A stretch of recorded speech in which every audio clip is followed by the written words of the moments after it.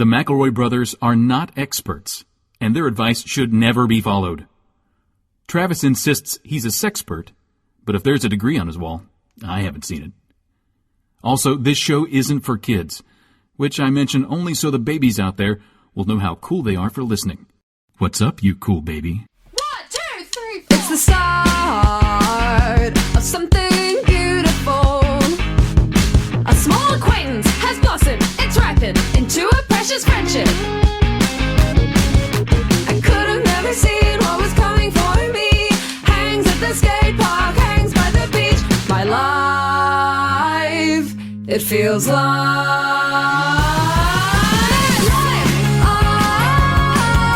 it's better with you. My life, it's better with you. This is true. It's better with two. My life, it's better with you. Hello, everybody, and welcome to My Brother, and Me, an advice show for the modern era. I'm your oldest brother, Justin McElroy. I'm your middlest brother, Travis, Big Dog, Woof Woof McElroy. And I'm also a new brother and happy to be here, Ron Funches. Ron Funches is our newest brother. That's true. That's our new brother, Ron Funches. We had to get rid of Griffin. They say last in, first out. You know what I mean? Yep. He's the youngest one, and we needed some new, fresh blood on the show. So we brought our dear friend, Ron Funches. Yeah, it's what some would call a studio reboot. Yep. Of your family. Yeah. That's right. We started with the family first. Like, Ron has been inserted into our family for, God, it's been a few months now, Ron, where we brought you in to have dinner with us and all the usual. Lots of salads. Yeah. Yeah, Christmas Lots gift of salads, exchanges, all the usual. And now, only now that we've perfected and honed those rhythms that it took us decades to perfect with Griffin, now we're ready for to make a podcast together. And that's so exciting. Well, it's fun. It really didn't take that long with me. I mean, he must have been, not that enjoyable to take decades to get that repertoire that only took us weeks. Yeah, I wasn't going to say it, Ron, but that is accurate. Ron. You know what I mean? I just feel like you're more our brother now than Griffin ever was. Wow. Yeah. I do want to say it because I felt it. I want to say it too. Yeah, why not Wait, say can I get a things you chance feel? saying it? Ron, Say you it. feel like more like our brother than Griffin ever has or ever will. Yep. I agree. This is very exciting because Ron also has a thrilling. I mean, you know Ron from everything. Most importantly, like us, he was a star of Trolls and Trolls World Tour. We were only in the second one. But, Ron's done that with us, and Ron does a lot. They couldn't afford you for the first. That's right. It was an indie project back then. Ron does stand-up. Ron does a podcast. And Ron does streaming on Twitch. Ron does everything. But right now, I want to talk about, I'm so excited for Chop 420 on Discovery Plus launching, I guess, as the crow flies tomorrow. If you're listening to this launch day, and why wouldn't you? Can you just tell me what it's like? How is it, Ron? It is as if, at some point I just have to go like, am I dead? Is this a thing where, I'm just living in my brain, like a Matrix style thing of a future that I created that I would have wanted, where they feed me delicious foods of ducks and extravagant items, and then they're also infused with marijuana, and I get to host a show, and I had to sign a contract that said, are you okay with smoking marijuana on camera? Which most of my contracts say, please don't smoke marijuana when you get here. How do you keep a balance? Like, how did you at any point, did you have to pull aside a producer and be like, just a quick update, I'm getting too high to do television? Am I too high? We're still making a TV show, right? I have a pretty good tolerance, so it never really came up. And also, I like to be professional. So, have to eat that much, and I just have to smoke on occasion. So I just try to host and have fun, and then smoke after, or smoke whenever was appropriate. But it never became an issue for me. I could have done more for personally. Now, Ron, what's it like having a high tolerance with marijuana? Because if I hear that somebody, like just hearing you talk about it now is making me feel like my organs are moving around inside my body. It's nice, and also there's pluses and negatives. I think that having a low tolerance is fun because then it doesn't take much at all, and you're happy with anything. Exactly. Yeah. But then having a high tolerance can be fun because you learn to appreciate the different flavors, the different notes of things, and it can be fun. Like people who love wine a lot are just alcoholics, but you get to still have fun with it. Ron, I'm really excited that we got you here because this gives us a chance to sort of shepherd the next generation of TV stars. Because as you know, as everyone knows, we had a kind of a huge hit series called My Brother, and Me on the CISO streaming network. And now I'm so excited to pass on sort of our expertise that we gained from those 6 episodes of television. The number one thing, if I may, Justin. Yeah, please. If you need to go potty during filming, you say 10-1, and it means you have to go pee, and 10-2 means you need to make a dookie. And you say those things, and it confuses the crew, so they can't judge you for releasing your bodily stuff. So that's just something you need to know. I feel like that might be something our sound guy made up. Especially the part where you have to delineate what you'll be doing in the bathroom. I can't imagine why the sound guy needs to know that. I will say, the other day, when I was doing the live stream escape room, all of a sudden, Neil Patrick Harris sprung up from his chair and yelled 10-1 and ran off screen. No, that's a live stream. There's a real thing. There's no editing. Now, Ron, how many episodes can we expect in the first batch from Chop 420? Well, you can expect 5 episodes to drop on 420 on Discovery Plus. Gives you a chance to binge them all. Gives us a chance to hopefully get people to rewatch them. And I would love to just get right back to making a new batch because it's my favorite job I've ever had. I'm really good at it, I think. I'd like to keep doing it, and it's just, it's so fun to me because it's like kind of a perfect mix of what I try to do. It's got the Chopped franchise, which is like a tentpole of the cooking community. It's in the background of everyone's home, and then you add marijuana and me. It's fun. It's going to be so fun, and I just want people to give it a chance. You have the parts. Normally, the hosts on these will like snatch a bite of the food, even though they're not judging, they'll like get a bite, right? Is that the way? I feel like that'd be so much pressure because I like most stuff that I eat. You know what I mean? Like I like most things, so I feel like I would be the one who's like, no, I don't know, seems good to me. Seems good. It's all warm all the way through and stuff. It's got salt. I love it.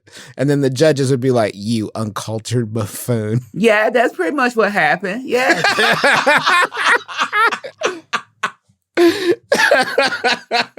Okay, that's good. My anxieties are justified. Yeah, no, you're right. That's what it was like to host it, but I felt okay with that because I felt if people were already because you get the like. There's been other like pot cooking shows, but they're all like real laid back and stuff. And I think this one, people were really going for that $10,000. As a lot of these chefs hadn't worked that much recently because of the pandemic, of course, And so I was like, I can kind of like, there's other people's jobs that tear apart their dishes or whatever. Like, I think it's my job to kind of just let everybody shine and and kind of cheerlead for everybody and support all the people and I'm good at that, so that's kind of what became my role in the whole show.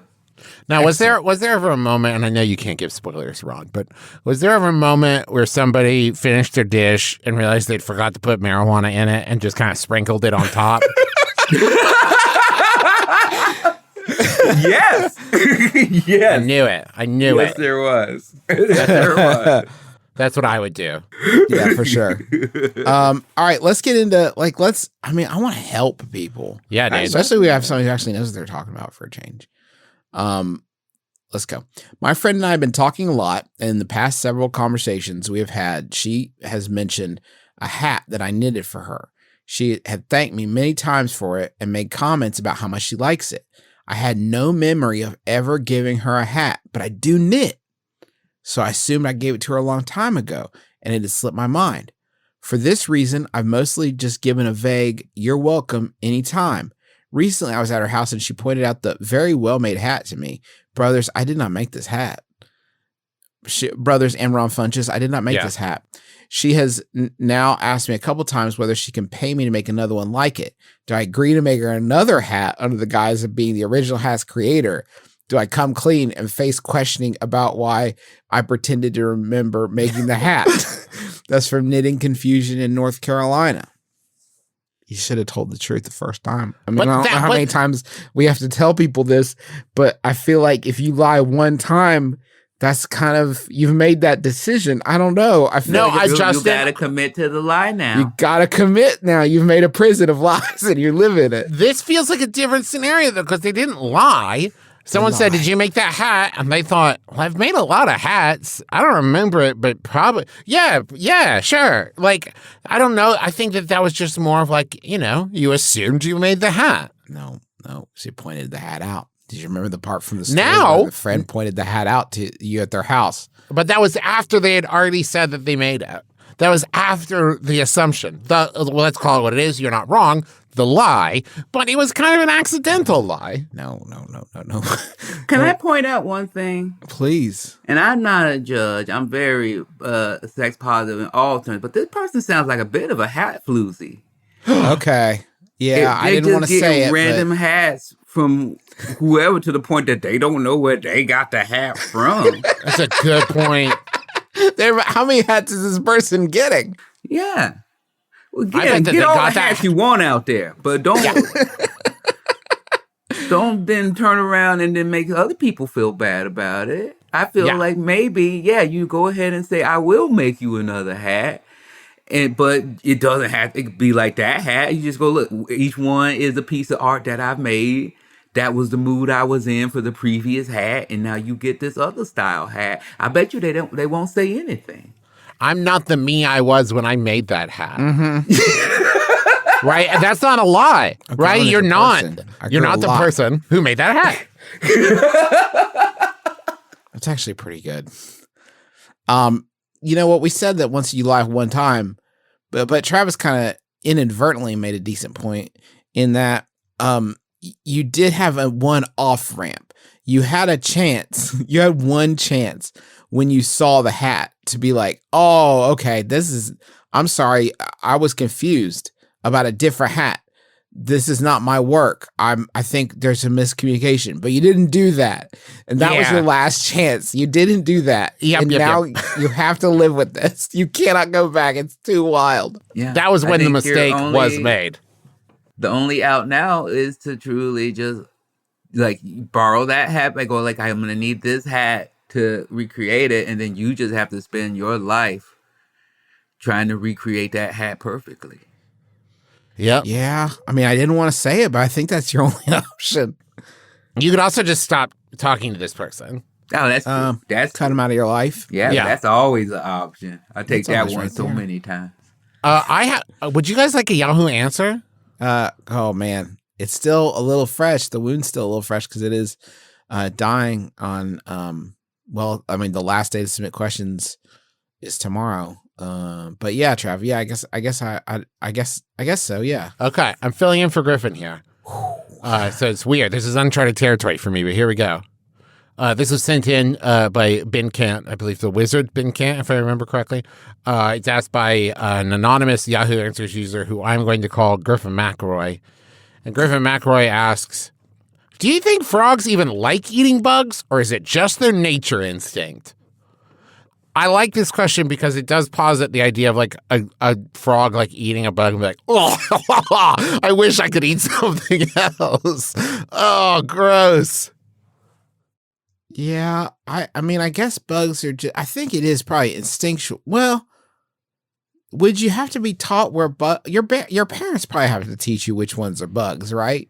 Because Frog otherwise you're parents? gonna think apples are like very large stationary bugs, or cars are like gigantic metal bugs that you can eat. Like your parents have to teach you bug from not bug, I would assume.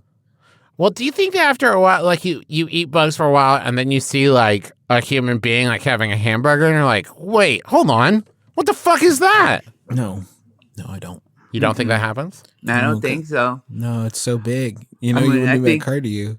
You're can out make it there in the tinier. swamp. There's a lot of options. There's other Yeah. things. There's tadpole. I mean, I guess you wouldn't eat a tadpole. Oh, That would God, be- no. that would be- That'd be ghoulish. That'd You want be- to get yourself kicked out. Yeah. Kicked out of your frog family. I like to see what happens with that one, to tell you the truth. But I feel like you love the bug. There's other options you could be having, and you're choosing the bugs. I mean, I like crabs. What crabs? What bugs of the sea? Who good are point. we? Who are we? Who are we to judge frogs? No, I was just asking who we were. Just generally. Oh, speaking, just Ron. We're the McElroy brothers. yeah, us three. Oh yes, I forgot. I mean, like, I feel like nature's part of it, but there's definitely some trial and error, right? I mean, you're definitely going to eat something that's not a bug, and it turns out it was a pop cap. And it's like, oh man. Yeah, I don't want that. I And don't also, I want feel this. like they eat certain bugs, right? Not every bug passes the test. There's some type of palate involved. You gotta like some bugs more than other bugs, I guess. Well, I mean, Timon and Pumbaa did teach us that, like, one, bugs are delicious, but two, there's got to be bugs that frogs are like, oh shit, yeah, that bug, that's the best bug. We love eating those bugs. Those bugs, though, those are the bad tasting bugs. We don't like those bugs. Probably. I mean, That's simple that tracks to science. me. That sounds very scientific. It's Yeah. just science. Here's another question. While in a car with my new coworkers, I was offered a piece of hard candy I had never tried before. I gratefully accepted, and I was enjoying the candy when I realized it was chewable. Now I'm sitting in the back seat trying desperately to figure out if this is supposed to be gum or something to be eaten. I've been studying the way my coworkers are moving their jaws, and I still don't know what this candy is. What should I do? I really don't want to embarrass myself in front of my new friends. That's from Flummoxton, Florida. Wow. Well, first of all, they've probably been holding on to this for a long time now. They've been- Yeah. Yeah, there's no way we've gotten to this person in time to help. It's got to be stale by now, or they're just really chewing. I enjoy that the person, this question asker, did not tell us what candy this is. They don't know. They don't know. It's a new experience to them. They don't even. Okay. Which is the thing that I like about them, first of all, that they were open to new candies. I like that as a person. To me, that tells me that you've already found friends that are going to like you and enjoy you, that you were open and willing to try a new candy experience you never had before. I'm gonna, even if it's new to you, I refuse to believe you got a friend up in the front and they're like, hey, do you want candy? Do you want a candy? Yeah. Hey, everybody, I'm gonna enjoy a candy. They'd like to enjoy a candy with me? Like, No they're one gonna would tell- say it that way, you serial killer. They would I say know. a piece of candy. That's so nondescript. I couldn't answer that. How do I know what if you got good and plenty's up there?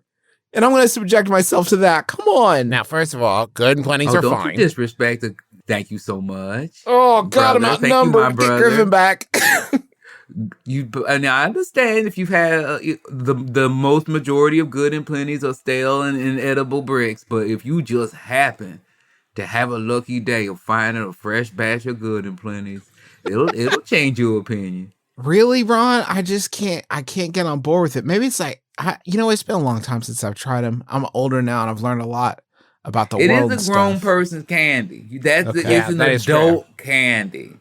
You need a mature palate to enjoy a good and plenty. I also, I think I have a soft spot in my heart for good and plenty because they're basically, the name of them were like, they're fine, there's a lot of them, right? Like, the claim to fame is they're okay, and there's more than you expect. Which is true. They fill it to the brim. Yeah, I they mean- know what they are. They're not called like excellent and plenty. They're good. They're good. Okay, but you have, okay, But what what you have said has a grain of truth. Not the good part, but the plenty part is interesting because most snack or junk type foods market themselves on their craveability. Yep. Like if you think about Pringles, like once you pop the fun don't stop, Lay's potato chips, bet you can't eat just one, right? What Good and Plenty has the guts to say is you will get to a point where you're like, I've had plenty of these. Yeah, that's enough. I think I don't need any more right now. There's more than the one serving in here. And This is fine. Yeah. This is good. This is I'll good. be back I'm at a later. good level with these. yeah, well, you just need something to chew on. Yeah. That's what Good and Plenty's there for. Yeah. I mean, you're not wrong. It's a fair point. What was the question? Oh, I don't just swallow it. I mean, you're gonna swallow it one way or the other. Might as well swallow it right now. Just swallow it. Yeah, and if it started off as a hard candy that got chewable, odds are it's a candy, not a gum. Like, I don't know many gums that start off that way, unless you're like even the hardest of the icebreakers, aren't like a hard candy. I think it must be a candy with a gooey, chewy middle in the same family of a Good and Plenty or Now- M&M's. I have been tricked by a Mentos before because a Mentos, its original, right, seems so much like gum. It is not. And then there's Mentos gum, which is almost exactly the same as Mentos, except so it's mean. gum. It's really fucking with me, guys. I think you figured out what it was. I think it must be a Mentos. It's got to be, right? It's got to be a confusing fruity as shit. Mentos. I guess. I mean, I guess it's possible. Anything's possible in this world, but I don't know. You just got to Seems- dream. I guess you just swallow it. That's actually where I'm going to come down. No matter what it is, and I think that I think you can later be like, that candy was great. What was that? Oh, maybe can you stash it? Can you kind of park it like you're supposed to do with nicotine gum? Just like park it behind your lower lip and just be like, oh, that was great. I've finished it. I've either spit it out or swallowed it. I finished mine. Tell me I'm done with my candy. I'm done. What was that again? I want to buy more later so I can either swallow more or spit out more pieces of it. Yes, first. I'm done. My candy experience is complete. This is why cars should never have gotten rid of ashtrays in the door handles. Because that's where you could have hidden this, but not now. There's not a good receptacle for this in cars these days. Bring back car ashtrays. You guys remember those? Yeah, I love the Yeah, car that's ashtray great. and the Lincoln Continental. Ooh. Oh, fancy. I didn't realize we were dealing with royalty. I work in an engineering company, and my coworker Kyle has been acting strange lately with others and myself. He pins blame on other people and outright avoids projects with problems, but he's fine with me for some reason. I have no quarrel with him and relatively just chill with others. We're going out to a brew house tonight with everyone in the department invited. Should I invite Kyle? That's for antisocial engineer in York. Oof. Kyle on the outs. Poor Kyle. He seems like he's making this problem. Here's the thing, though. Kyle seems fine with the question asker for some reason. Yeah. I don't know that I'd want to throw that away. You don't want to get on Kyle's bad side. That's true, because that way, if you can play both, you get the full scope of the office, right? Yeah. You get the anti-Kyle people telling you things, and then you can have the Kyle telling you his crazy side. Your little Kyle birds. Your little Kyle birds telling you all your secrets. I want to keep a Kyle on my side. Yeah, I don't think I want to ostracize Kyle. Especially, you might be all that Kyle has. And that's going to be hurtful. I think that's more important to foster that relationship with Kyle because he really depends on you. Yeah. And I don't think you can just sort of toss him by the wayside, you know? You might be able to bring Kyle back to the fold. You know what I mean? also You might be able says to that- reach out and help Kyle. Exactly, because it says he's been acting strange lately. Kyle wasn't always like this. Something's happened to Kyle. Something's going on with Kyle, and Kyle divided against himself cannot stand. You gotta That's help true. Kyle out. You gotta build Kyle up, not tear Kyle down. Yes, behind every powerful Kyle, there is a good friend. You could be that friend. It's maybe time to invent something that happened with Kyle that you can tell everybody else that they'll be nicer to Kyle. Is that like Kyle's been going through a hard time lately? I well, think what kind of hard time? You I can actually say can't tell you. heartbreak, and Heartbreak is so versatile. It really is, because people might assume romance, but you can have your heart broken about a lot of things, you know? Yeah. Heartbreak can come from anywhere. Welcome to our comedy podcast. Well, anything can make you sad, my friend. Ron, you've probably had pretend jobs for about as long as we've had pretend jobs. Mm-hmm. Do you find it hard to reconnect to questions like this and remember what it was like to have like coworkers that you needed to navigate on a daily basis instead of just sort of like transient relationships that come and go with the ebb and flow of the entertainment industry? Never heard it put so well. And I can still because I've always used it as motivation. I can still like hear a bank call center phone calls going off in the back of my head, so I can still remember it. But that's also what makes me feel like, this is a make or break deal, right? Because Kyle's gonna find out about this party no matter what. Yeah. No matter what. Ron makes a great point. It is 100% assured Kyle will find out about the party. Especially if people don't like Kyle. They will tell Kyle, I didn't see you there. Where were you, Kyle? They will tell Kyle. Mm-hmm. I say bring Kyle. What's the worst that could happen with him just coming out? Oh, he blames other people and he avoids work. That sounds like a cool guy in regular life to me. Yep. Yeah. You're outside company hours. You leave the company stuff at home at 5 o'clock. You're like, let's go just hang as regular people. And what's going on today, work doesn't matter anymore. Unless it's your company, then it's a problem. Hey, Ron, that actually reminds me, I'm meaning to ask you, does the cast of Trolls ever get together and hang out? Because we haven't been getting those invites, if that's the case. Yeah, if that's been happening, we haven't been on that list. Like, are you and Anna Kendrick hanging out a lot? I didn't know it. I mean, I just thought you guys were busy. Oh, okay. Huh. Okay, so Sam That's Rockwell's what they doing? told me every time, Yeah. at the on the cruise. There's a cruise? On the troll. In the last year? Troll Ron, crab. that's a terrible idea. Wait, hold on. Ron, we were supposed to. This is going to be hard for you to hear, but we were supposed to go to the premiere of the movie. Yeah. Now, they did explicitly tell us we couldn't bring anybody. They wouldn't, and they wouldn't pay for our flights. Yeah. But Well, we were somewhat invited. they would permit our fucking human meat into this space with the other people where we would be within like, probably not. We would probably be in the overflow party where you're seeing Justin Timberlake on a Jumbotron run through for 5 minutes. But and really the greatest of COVID, that didn't happen because they didn't do that, so we didn't get to go to that, and that was probably like our one big shot. That was our chance.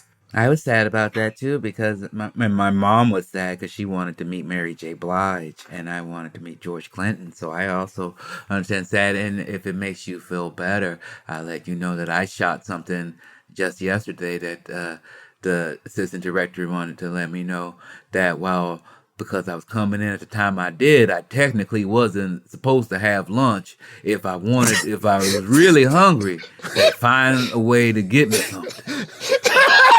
That's the kind of glamour that awaits you in the entertainment industry.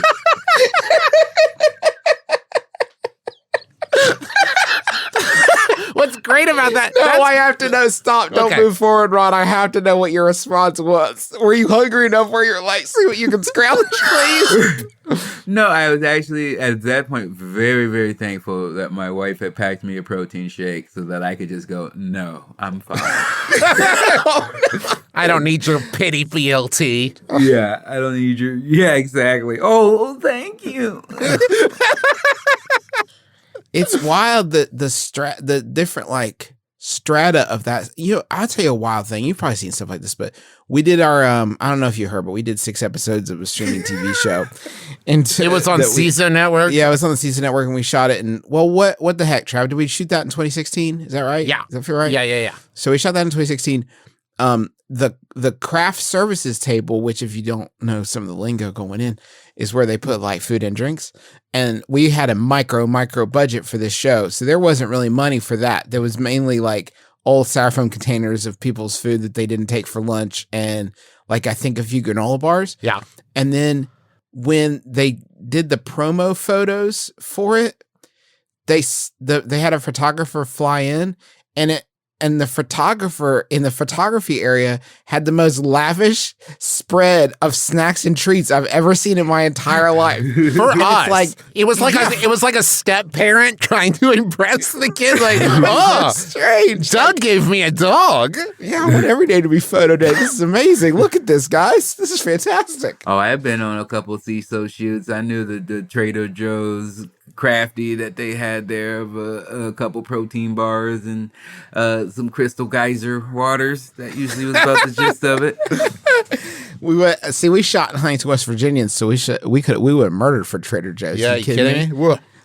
Oof. I noticed that this is getting more specific, but I think why not? We're all here. We're all friends here.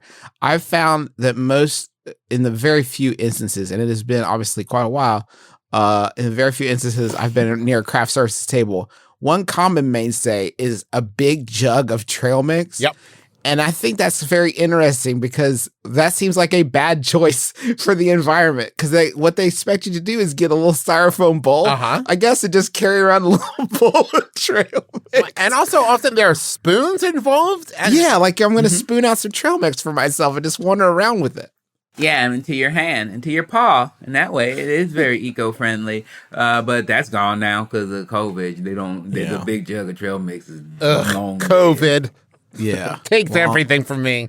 How is it? How have you been? So the past, like, I don't know, what has it been? It's been almost exactly 13 months since things went sideways. How you been handling it, Ron? It's always ups and downs, ebbs and flows, you know. It was terrifying for the first couple months and not knowing, because stand-up was always not just my main source of income, but how I kind of defined myself. So kind of forced me to redefine myself as more of a full person, which I think is probably for the best.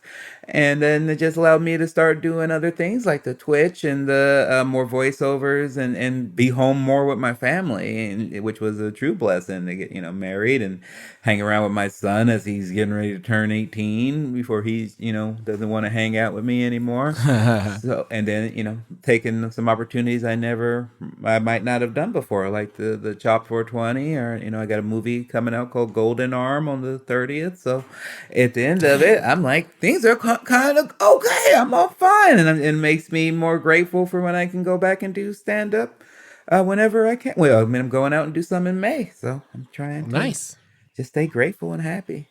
Did you pick up any hobbies? Any non-entertainment hobbies? I started taking singing lessons, but that sounds like, but it wasn't for like entertainment. It was just for me. So I just started taking some singing lessons and do that every Tuesday when I can. That's nice. I recently started taking blacksmith classes, but that is for entertainment purposes because I would like to win Forged in Fire. That's fair. Have you found it hard? We were kind of jokingly grousing about this last week. Have you found it hard to or maybe 2 weeks? I don't know. Have you found it hard to come up with new creative ideas? Have you been creatively stymied at all by the lack of new inputs from the outside world? Oh yeah, I haven't written a joke in probably a year for sure. I was going to ask, is it like, hey, anyone ever notice how sometimes you come down for breakfast and your favorite chair moved a little bit to the right, and you're like, "Whoa, who moved my chair?" You know what? You guys know what I'm talking about. Have you guys ever noticed that my wife, Sydney McElroy, does this one thing? Yeah.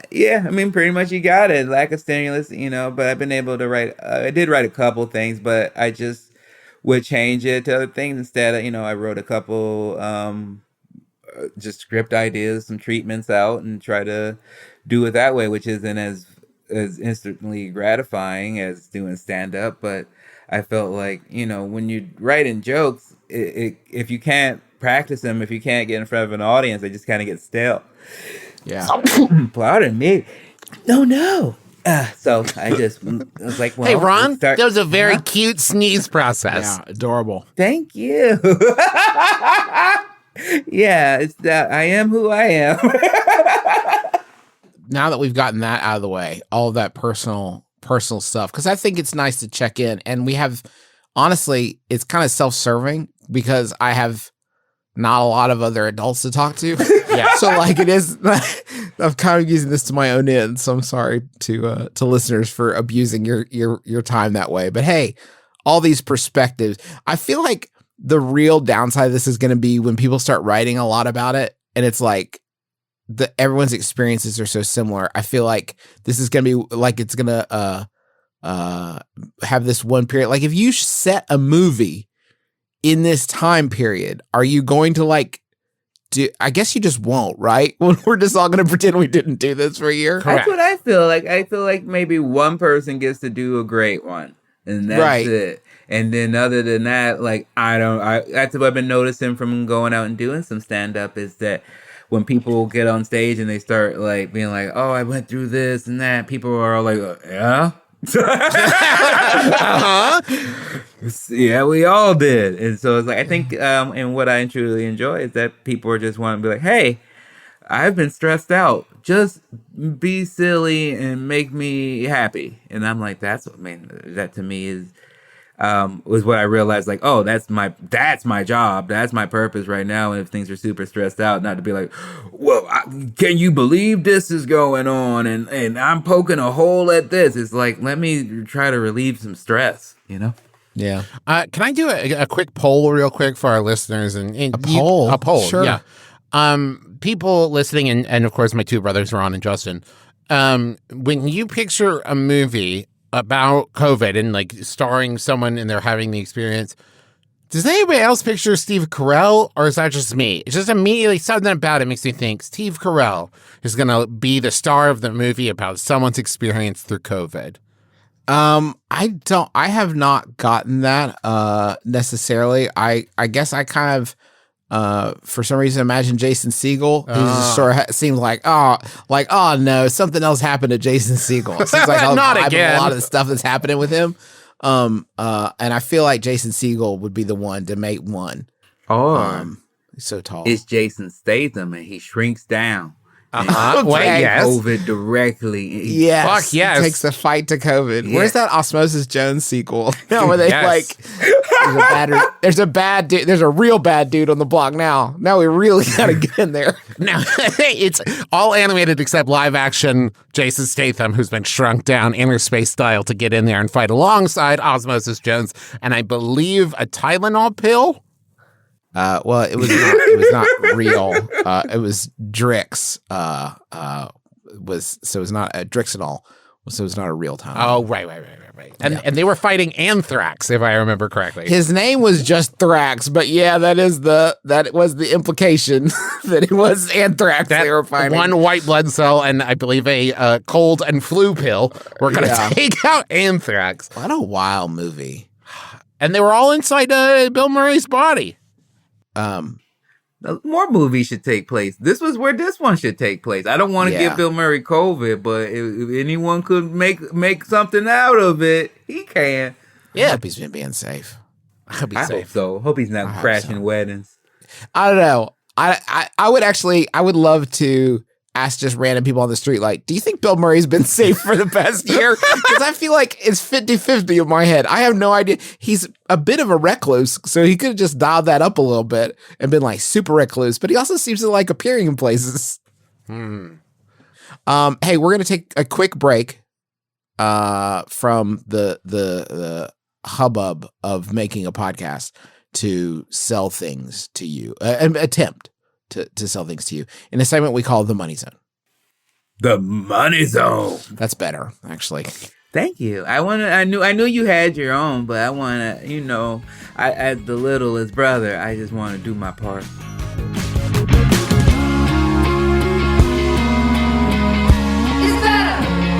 It's better with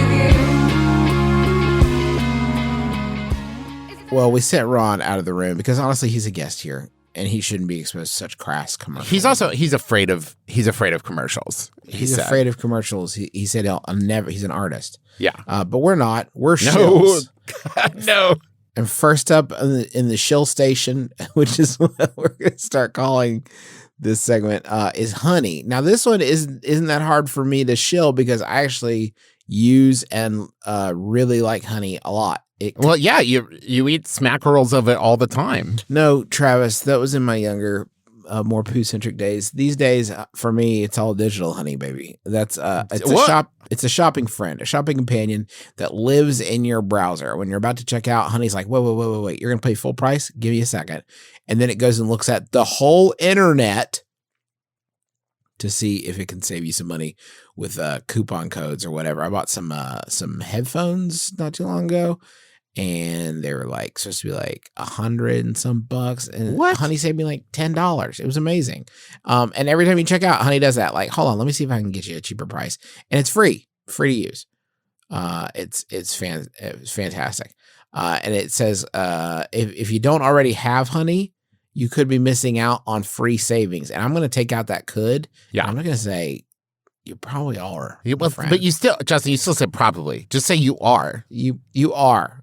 It's free. It's installs in seconds. And by getting it, you'll be doing yourself a solid and supporting this podcast. Get honey for free at joinhoney.com/brother. That's joinhoney.com/brother. Go check it out right now. And I promise you're going to say, well, do-re-mi. It's so funny, Justin. It's so funny that you feel connected to honey because I feel very connected to stamps. I love the things. I've used them. I've had them used on me. By which I mean people have sent things to me using stamps. Not that people put stamps on me and ship me like I was Flat Stanley. Sure, I understand. Yeah, you get me. And so that's why I love stamps.com, because I love stamps, but I don't necessarily like going anywhere other than where I already currently am at any given moment. You know what I mean? I don't want to take trips to the post office. I want to just be able to send things from my home. So stamps.com allows me to mail and ship anywhere right from where you are, right from your computer, right? So whether you're a small office sending out invoices, an online seller shipping out letters, or even a giant warehouse. It's important, I think, to include the warehouse part. Or even a giant sending thousands of packages a day. Stamps.com can handle all of that with ease. With Stamps.com, you get discounts of up to 40% off post office rates and up to 62% off UPS shipping rates. So stop wasting time going to the post office. Yeah. And go to Stamps.com instead. There's no risk. And with my promo code, MyBrother, you get a special offer that includes a 4-week trial plus free postage and a digital scale. No long-term commitments or contracts. What are you waiting for? Do it. Just go to Stamps.com, click on the microphone at the top of the homepage, and type in My Brother, all one word. That's Stamps.com, promo code My Brother. Stamps.com. Never go to the post office again. Max Fun Drive 2021 is coming. It'll be May 3rd to May 14th. To get in the spirit, we asked folks like you to let us know what maximum fun and our shows mean to them. You know, the Maximum Fun Network is really important to me because it is not just a collection of podcasts, but it is a lifestyle and a value system. The podcasts frequently and deftly float between meaningful and irreverent, in one moment drawing attention to social issues, and in another making dick jokes about Klingons. It shouldn't work, but it does. And I have to believe it's because Max Fun's podcasts are, at their core, thoughtful and kind and human, during a time that has often felt cold and isolated. So keep being great and doing what you do. Max Fun Drive will be May 3rd to May 14th, 2021, and you won't want to miss it. Brilliant EPs, drive exclusive gifts, and maybe some surprises. Want to directly support the hosts of the show we just jumped into? Come back May 3rd for Max Fun Drive.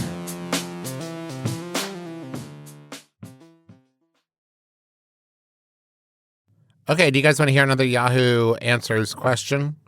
Please. Yes. Yeah. Okay, this was sent in by Michelle Smith. And the question here, this is asked by Bush. Which celebrity could eat the most hot dogs if given the time and motivation to do so? Ooh. And let me be clear here. I think the answer to this could literally be anybody, right? But Yeah, I don't think it has anything to do in like with sort of the physical body. I think it's more about like the spirit. Because if Correct. you look at some of the competitive eaters, they're not people who you feel like have been eating like they're surprising. It's a surprising thing. And the best part about this question to me is one word, and that is motivation. Given the motivation to eat. The motivation, right? They have to save their village or something. Right. I don't know, whatever the motivation may Or be. like if they switched up some of the like qualifications to win an Oscar this year. You know what I Right. mean? It was like whoever can eat the most hot dogs, right? I have two answers. Okay. Okay. Okay, the first answer I think is probably the most logical answer. As this person, I think, can eat a lot. We've seen it on their Instagram that they can eat quite a bit when given motivation. They also work out a bunch. And I Okay. think Yes. they are the perfect specimen. Yep. They are the Beyonce for boys. Yep. The only person that could be both president and a competitive eater. Yep. And that is Dwayne "The Rock" Johnson. I mean, Yeah. it's a perfect answer. I mean, it's indisputable. And he seems like a highly motivated man, right? Highly motivated to put it away. Like highly he motivated. The Rock seems like if he put his mind to anything, he would do it, right? Like if, Yeah. Oh yeah. My second answer is Helen Mirren. Because Oh, okay. She commits to everything. She does commit. See, I think Clooney could put him away. I think Clooney, I could see him being suave and looking cool while he does it, but just kind of quietly consuming an absurd amount of hot dogs. Yeah. Ben Affleck could eat a bunch Ben of Affleck dogs. could. Oh, if they challenge, I would like to see the three Ocean's 11 leads, of course. I think the three of them, Brad Pitt, Ben Affleck. No, wait, Matt Damon. I always get those two confused. Matt Damon, Brad Pitt, and Clooney sit down and just have a hot dog eating contest. I'd pay to see that. You know what I mean? Mm-hmm. That feels like one of the pranks they would have had. They love pranks, and it feels They like love They love them. their pranks. They do love their pranks. That's a good point. You guys know about that time that the Clooney shit in a cat box? Travis, That's real. It was a prank. It was a it prank. sounds apocryphal to me, but I No, don't this know. is a prank he was staying. I'm trying to remember who he was staying with. It was something weird, like maybe Danny DeVito or somebody. We were staying with him, and every morning, Clooney would clean the person's cat box before they woke up.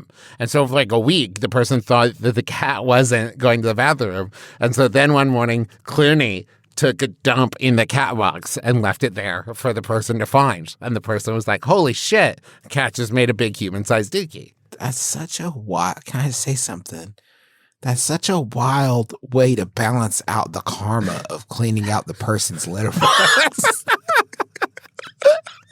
Like, someone would be like, was George Clooney a good house guest? And you just sit there in silence for 10 minutes. And you're like, well, shit. Well, I don't know.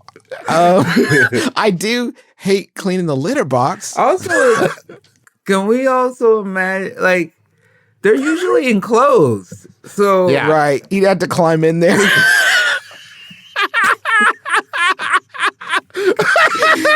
But this is what I'm saying. He was motivated and he did it. He figured it out.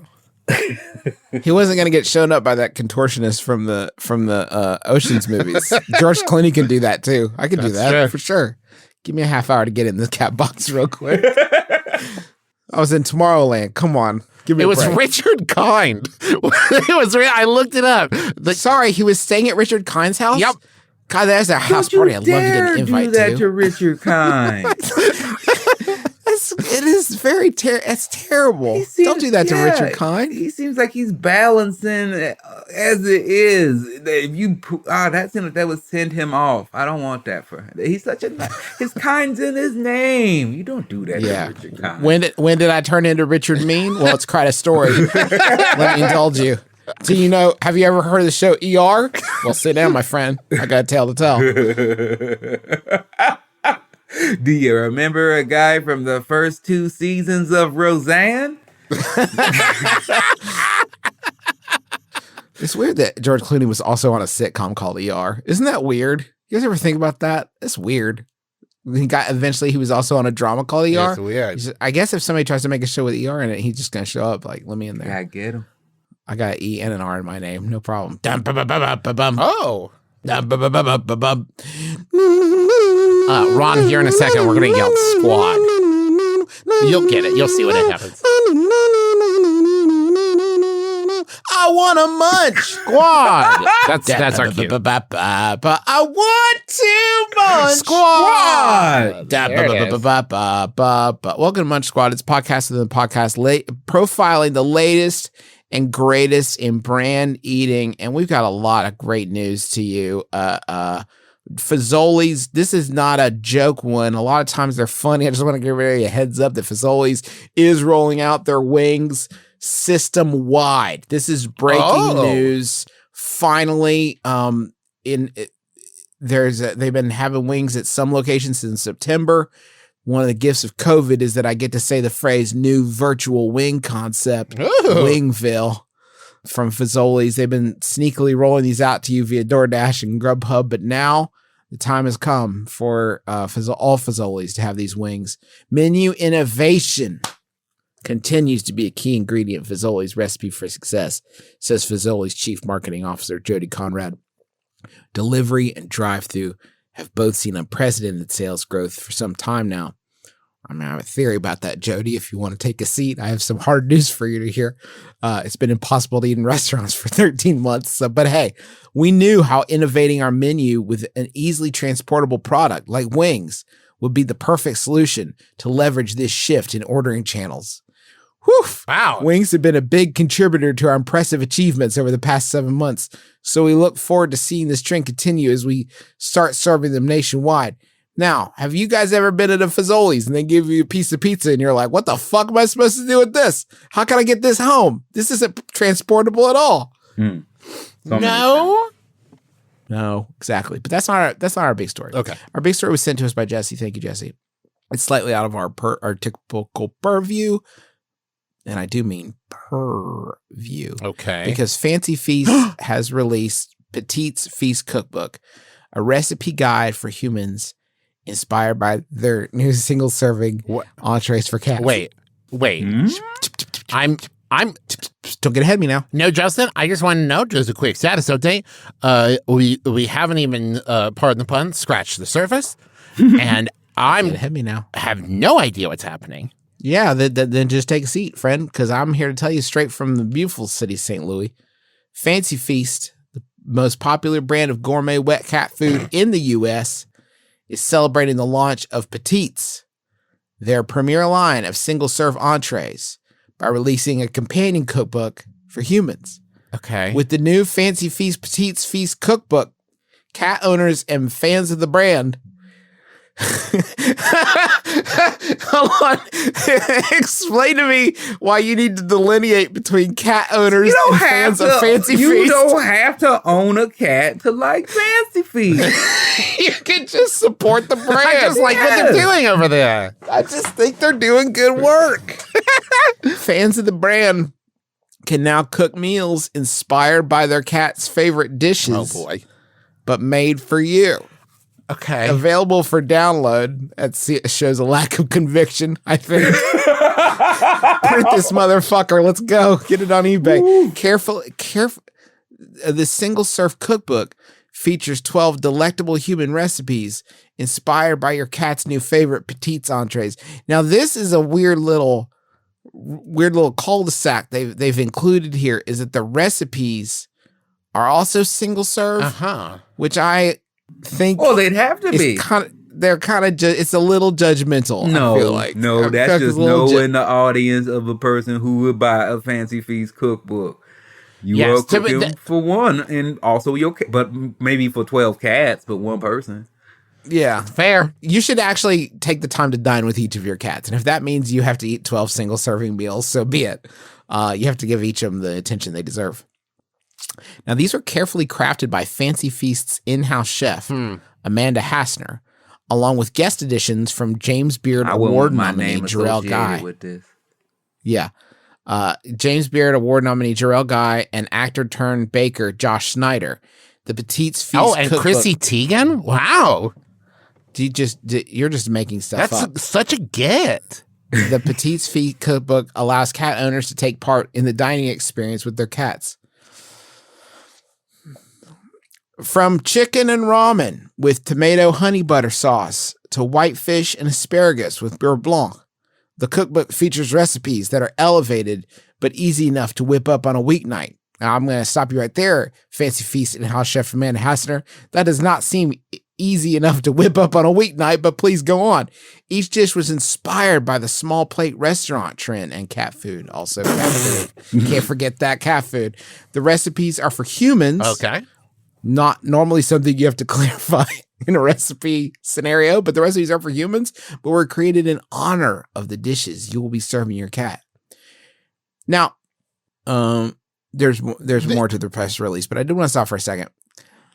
Fancy Feast Petites are single serving cat foods that you peel and dump in a bowl. Yep.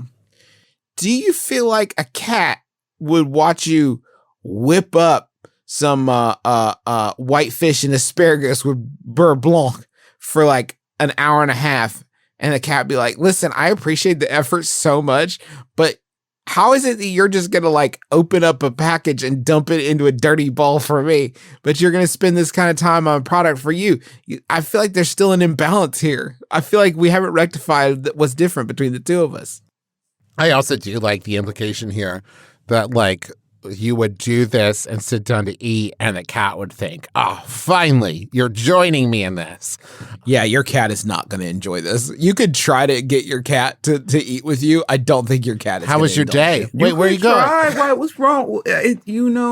For too long, dogs have had just the stranglehold of sitting and eating with their owner. They've had Lady in the Tramp.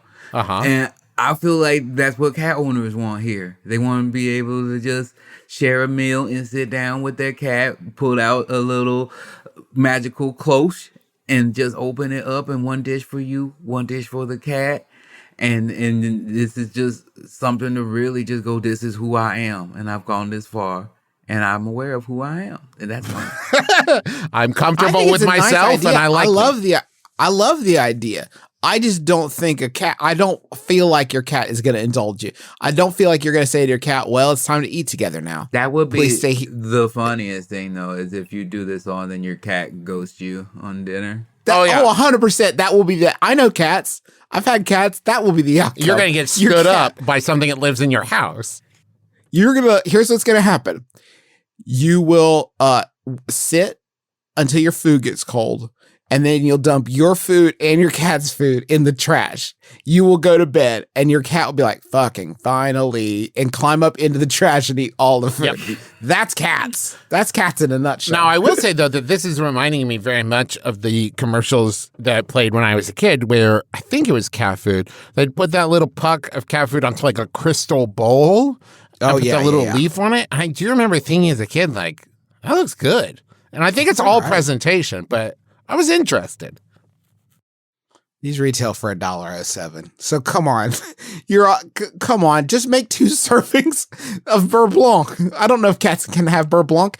Just between you, me, and the Lord Jesus Christ, guys, I don't even know what beurre blanc is exactly. It's something white, Justin. It's beurre white. It's definitely a sauce. Some type of sauce.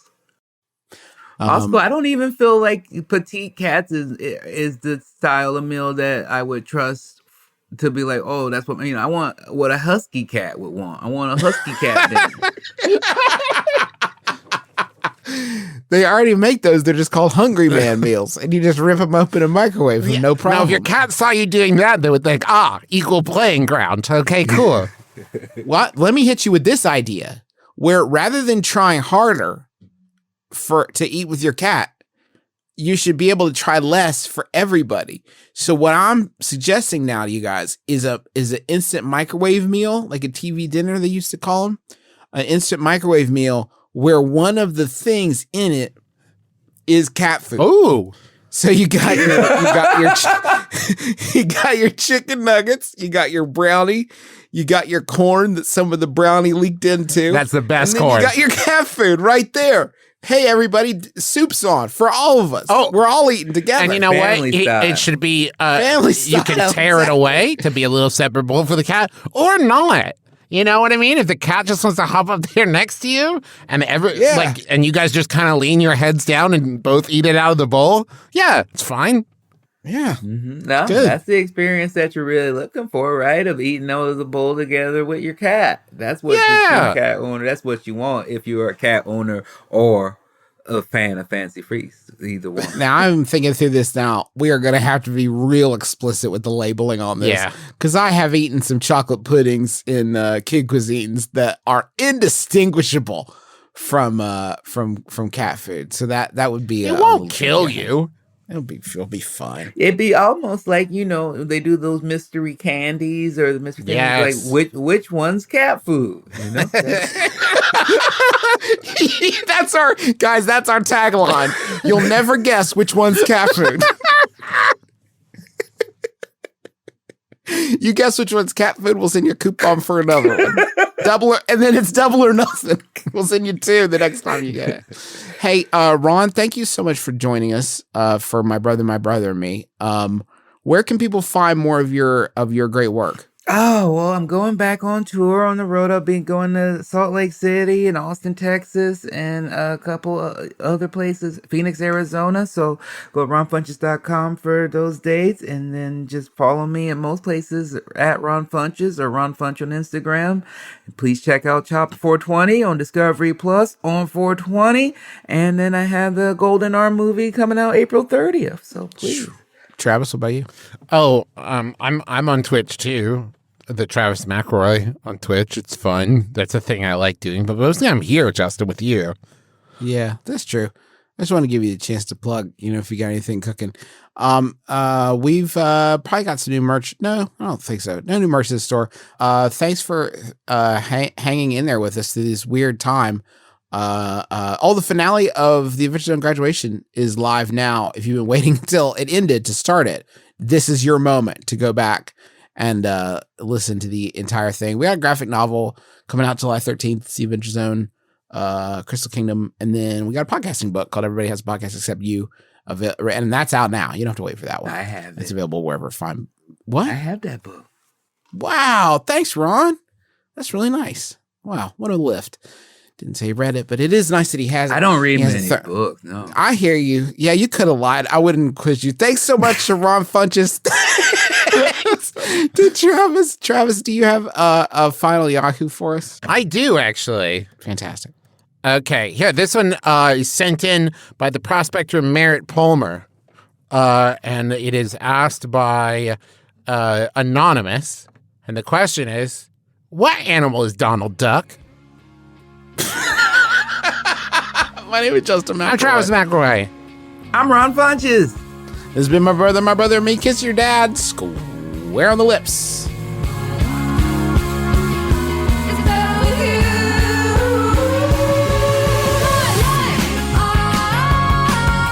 It's better with you. My life, it's better with you. This is true. It's better with two. My life, it's better with you.